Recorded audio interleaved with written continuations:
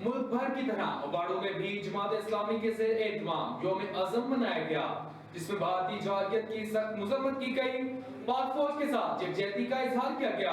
تفصیلات کے مطابق اس موقع پر اوباڑو شہر میں مختلف تقاریب کا انعقاد کیا گیا۔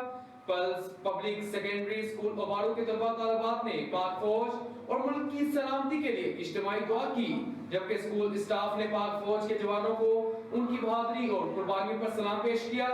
جامع مدنی مسجد میں خطبہ جمعہ کے بعد ملک کی سلامتی، استحکام اور پاک فوج کی حفاظت کے لیے خصوصی دعا کی گئی۔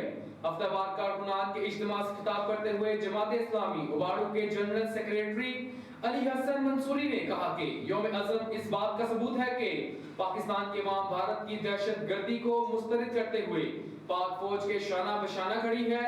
انہوں نے مزید کہا کہ پاکستانی قوم اپنی جانوں کا نذرانہ دینے سے دریغ نہیں کرے گی۔ ہم اللہ تعالیٰ سے دعا گو ہیں کہ وہ ہمارے وطن عزیز اور اس کے محافظوں کو اپنی حفظ و امان میں رکھے۔